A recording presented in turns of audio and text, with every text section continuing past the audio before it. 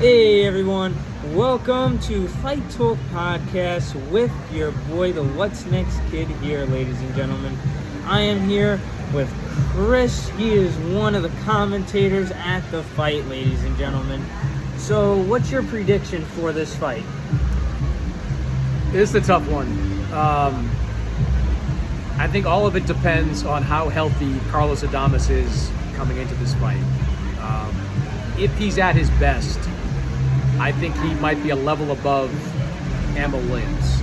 I think his body of work suggests that. But he had to withdraw from the fight back in January with that illness. He has been battling a bicep injury for the better part of a year. He says it's fine, he says he's healthy, he says he's fit, but it's certainly a question mark coming into this fight. And being around Ammo, you can tell how locked in he is for this. You can tell how well his training camp has gone. So, to me, if Adames is right, I give him a slight edge. But if there's anything missing from the Carlos Adames we've seen over the last 10 years, the opportunity is there for Ammo to win. So, now you're going to be commentating this fight, right? What flaws should we look at in some of the fighters' game? I think Ammo tends to get hit a little bit. And Adames is a sharpshooter. He fights from the outside. He's got a ton of amateur experience. You want to see kind of what pace this fight is being fought at. Ammo wants to keep it at a high pace. He wants to be on the inside. He wants to be aggressive. He is the natural 160-pounder, whereas Adames was a guy coming up in weight. Been a few years, but he's coming up in weight from 154. Ammo wants to press the pace. Ammo wants to make this a rough fight. If it's an inside fight, if it's a physical fight, that probably favors Ammo Williams. If it's a fight that's fought at a distance, that's where I think that Carlos Adames can have a lot of success. Now, say if I was a fan, sell me the fight. Why should I watch it? Look, the middleweight division used to be one of the best divisions in all of boxing. It was the glamour division, the Marvin Hagler division, the Gennady Golovkin division. It's certainly fallen on hard times as of late, lean times at least. But it still is a prestigious title to have. And a guy like Adames has one of the most prestigious titles that's out there, the WBC belt. And I think it is kind of a crossroads type of fight. Adames isn't an old man by any stretch, but 31 years old. He's been inactive. He's trying to prove he's still at the highest level. Ammo Williams, who has gone through some well-publicized mental health issues, who had that loss to Hamza Shiraz back in 2024, he has rebuilt himself from all those downfall moments in the last several years. So now we get to see if he's all the way back, if he's for real, if he's the prospect Matchroom signed all those years ago. So I think it's going to be compelling. I think it's going to be competitive. I do think somebody's getting knocked out in this fight. I don't think it goes the distance. So I think for all those reasons, it's going to be a pretty good fight. Well, now tell me, right, how did you get into commentating? Well, my main job is as a writer over at Sports Illustrated. I've been doing that for over 20 years. And around 15 years ago, I had some opportunities to do some sideline reporting, first with Epic Sports, later with NBC. It turned into some commentating gigs with Showtime, with ESPN. And when DAZN came around in 2018, they gave me a shot at a hosting gig with their network. And after a year or two doing that, they moved me onto the broadcast table, and I've been there really ever since. So it's a lot of work to kind of break through in the business, but once you're there, it's really the right place at the right time a lot of times. What's your favorite part about commentating? I like being able to tell a story. I mean, I'm a storyteller generally. I've been doing that in print for a long time.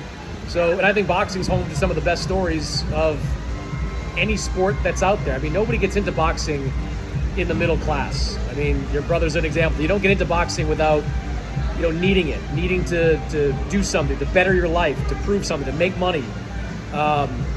And they're often great stories. Like a lot of these guys come from the seventh circle of hell to get to this point. A lot of these guys, especially the smaller guys, where would they be if not for boxing? Guys like Floyd Mayweather, as great as he was, if he wasn't boxing, he wouldn't be a basketball player, a baseball player, even a soccer player. He probably wouldn't be doing anything athletically.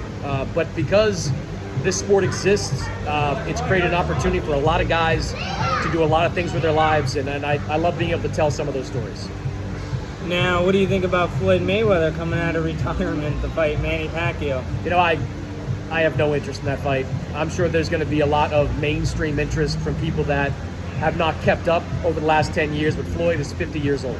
Manny Pacquiao, I think, is now 47 years old. Manny's fought more recently, but he didn't look great. Floyd hasn't been in a real fight in, 9 years now.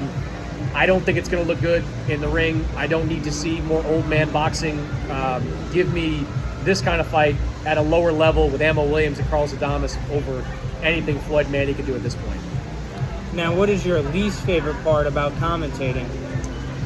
I think it goes for anything you do, whether it's writing or commentating, but you could say 99 different great things about a fighter, but they only remember the one bad thing you said. So if they have an off night and it's your responsibility as a broadcaster to say it, to talk about it, they tend to want to make you eat it for all of eternity. And it's different than boxing is in basketball. If I say a basketball player had a bad night, he turns around 2 nights later and can wipe that experience away. Boxing, oftentimes you wait 5 or 6 months before you see these guys back in the ring again, and what happened that last fight tends to fester for a while. So, sometimes, you deal with guys that don't like something that you said, and because they haven't fought in a while, it tends to be all they remember you for over the course of months.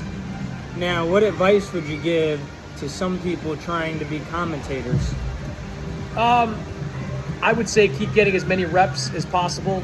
Do it on any platform, whether it's just calling a fight off of YouTube or doing it on a low level for a club show. You take any opportunities that you can get. It's all about the reps in this game. What I am now as a commentator, which still isn't great, but whatever I am now is a lot better than what I was 10 or 15 years ago. I remember my first experience doing my first hit for NBC as a sideline reporter, and I tanked it.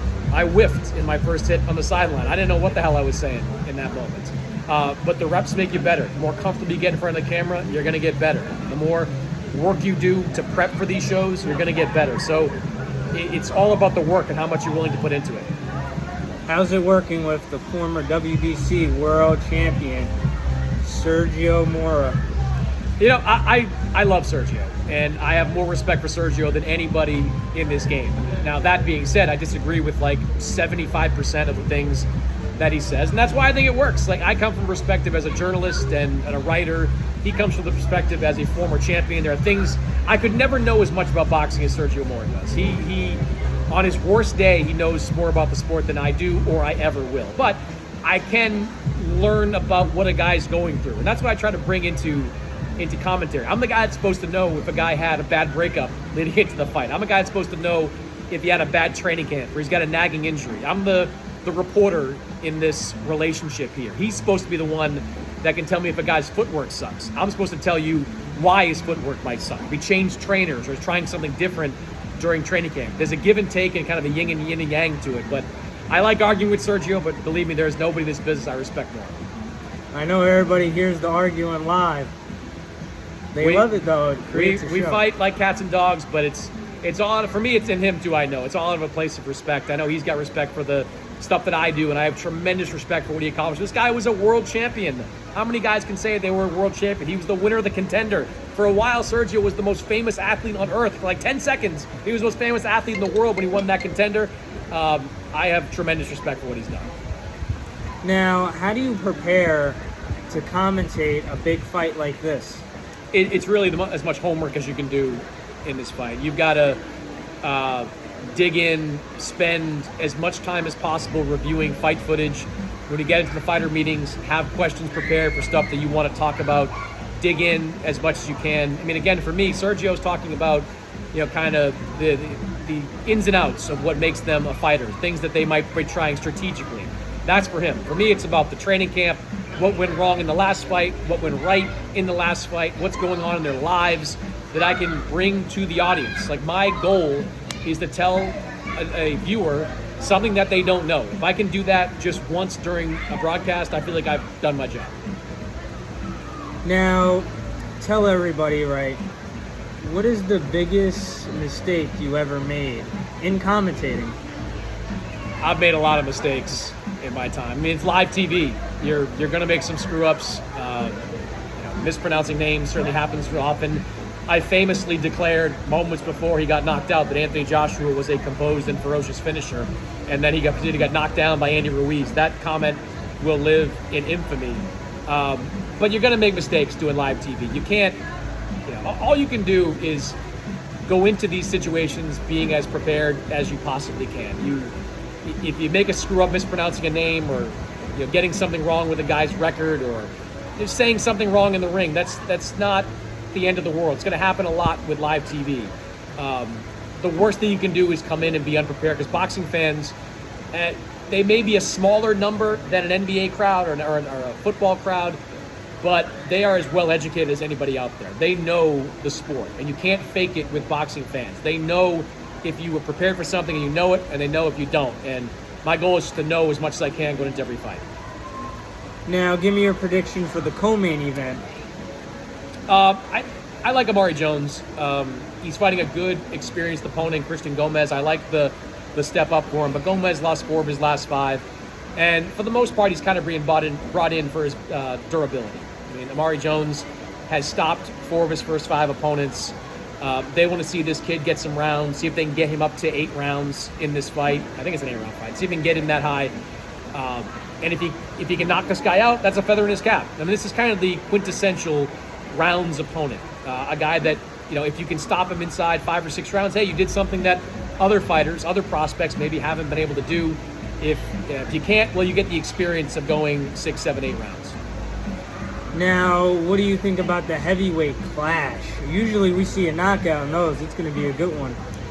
Yeah, I mean, Tara Moana, 9-0, 9 knockouts.